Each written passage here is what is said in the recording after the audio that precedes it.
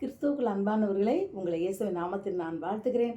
இந்த தவக்கால தியானத்தில் நாம் ஒவ்வொரு நாளும் நாம் தேவனுடைய வார்த்தைகளை நாம் தியானித்து கொண்டு வருகிறோம்.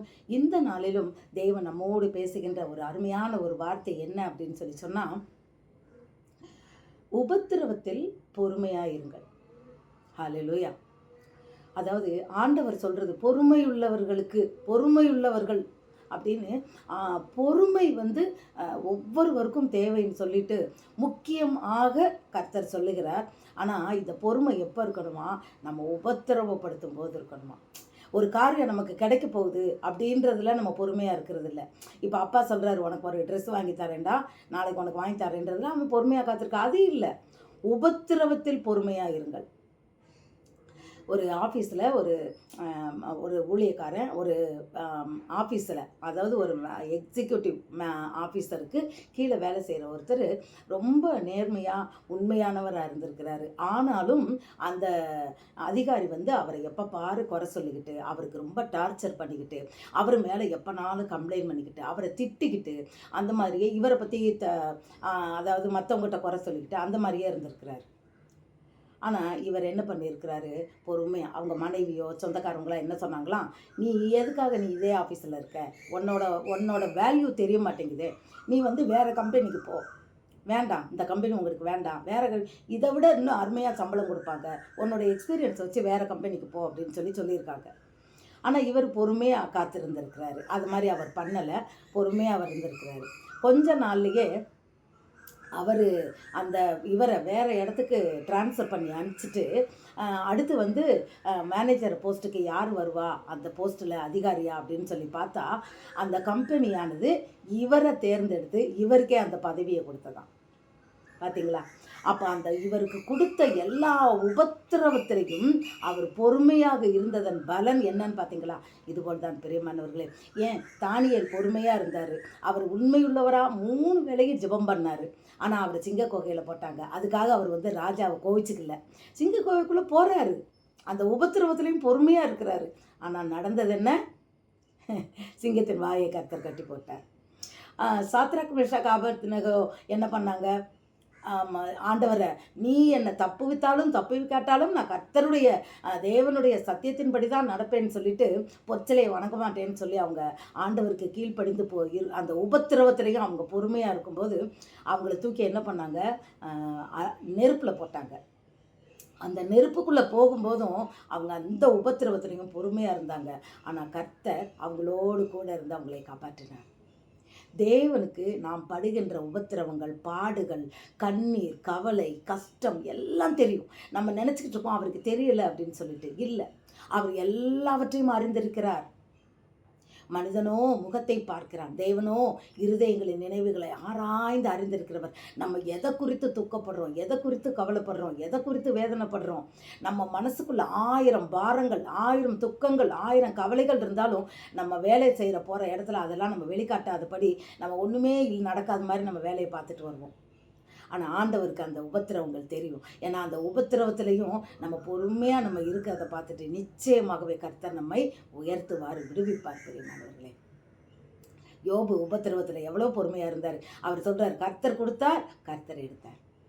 அவருக்கு வந்த உபத்திரவத்தை போல உலகத்தில் வேற யாருக்குமே இது வரைக்கும் வந்ததில்லை. ஒரே நாள் அவ்வளவும் போச்சு. சாவுன்றது எவ்வளோ பெரிய காரியம். அவர் பெத்த பிள்ளைங்கள்லாம் செத்தாங்க. அவங்க கல்யாணம் முடிச்ச அந்த மருமகள்லாம் செத்தாங்க. அத்தனை ஆடு மாடு ஒட்டகம் எல்லாம் போச்சு. வீடே இடிஞ்சு விழுந்துச்சு. இதை விட உபத்திரவம் யாருக்கு வந்திருக்கும்? ஆனால் கர்த்தர் கொடுத்தார், கர்த்தர் எடுத்தார்னு சொல்லி அவர் பொறுமையோடு, இந்த உபத்திரவத்திலும் பொறுமையோடு தேவனை நோக்கி பார்த்திருக்கும் போது தேவன் என்ன செய்தார்? அவருக்கு 2 மடங்கு அவரை ஆசை. இன்றைக்கும் எல்லாரும் டபுள் பிளெஸ்ஸிங்ஸ்ன்னு கேட்குறோம். ரெட்டிப்பு நன்மையை தருவேன்னா ஒரே சந்தோஷம். வாக்கு தத்தத்தில் இந்த வசனம் வந்ததுன்னா சந்தோஷம். அந்த ரெட்டிப்பு நன்மைக்கு முன்னாடி எவ்வளவு பாடு இருக்குது, அதை யாருமே நினைக்கிறது இல்லை.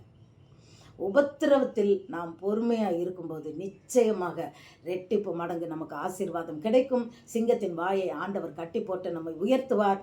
நாம் தண்ணீரில் நடந்தாலும் அக்கினியோட நடந்தாலும் தேவன் நம்மோடு இருந்து நம்மளை பாதுகாத்து அவர் நம்மை ஆசீர்வதிப்பார். ஆம் பிரியமானவர்களே, அடுத்து அவங்களுக்கு நடந்தது என்ன? பெரிய பெரிய இடத்த கொடுத்து அவங்களுக்கு வந்து அந்த நான் இதெல்லாம் பார்த்துக்கிட்ட சொன்னாங்க. ஒரு கவலையும் இல்ல. கர்த்தர் பெரியவர். இந்த ஆண்டவருடைய பாடுகள், அவரு உபத்திரவப்பட்டது எவ்வளவு? அவரு பிசாசுகள தெரத்துறாரு. அங்க வந்தவங்க சொல்றாங்க, "எப்பா நீ இந்த இடத்த விட்டு நீ போயிருன்றாங்க." பாருங்க. அவரை தெய்வம்னே அறியாதபடிக்கு எவ்வளவு உபத்திரவப்படுத்துனாங்க. கடைசி நேரத்தில எனக்கு அந்த சிலுவை பாடுகள தியானிக்கிறது என்னால முடியவே முடியாது. அந்த பாட்டு வந்தாலே நான் தள்ளிட்டு போயிருவேன். அத தாங்க முடியாது.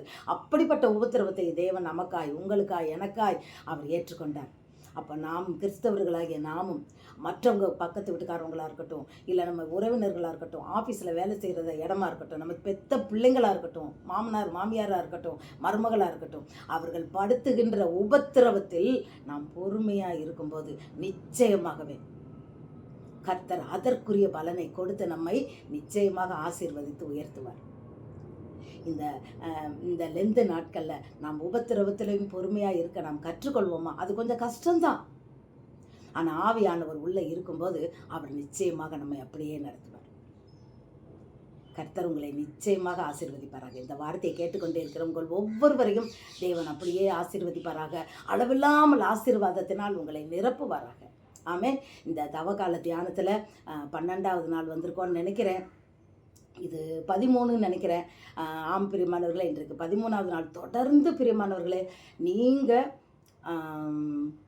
ஆண்டவருடைய இந்த 40 நாட்களும் ஒவ்வொரு நாளும் நாம் தேவனுடைய பாதத்தில் காத்திருந்து இந்த வார்த்தைகளை தியானித்து இதற்கு நம்மை ஒப்பு கொடுக்கும்போது மெய்யாகவே மெய்யாகவே ஒரு பெரிய விடுதலையை, ஒரு மிகப்பெரிய ஆசீர்வாதத்தை, அற்புதத்தை நாம் நிச்சயமாக இந்த வருடம் பெற்றுக்கொள்வோம். நாம் அதற்கு நம்மை ஒப்பு கொடுக்க வேண்டும். வேதம் அந்த வீடியோவை கேட்குறது பார்க்குறது முக்கியம் இல்லை.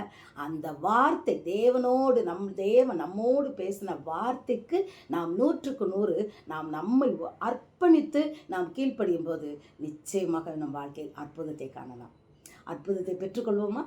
கர்த்தர் உங்களை ஆசீர்வதிப்பாராக. தொடர்ந்து என்னோடு இணைந்திருங்கள். ஒவ்வொரு நாளும் பாருங்கள், நிறையா பேருக்கு ஷேர் பண்ணுங்கள். கர்த்தர் உங்களை ஆசீர்வதிப்பாராக. God bless you. ஒருவேளை இதுக்கு முன்னால் இருக்கிறதெல்லாம் பார்க்கலன்னா லிங்க்குள்ளே போய் பாருங்கள். God bless you.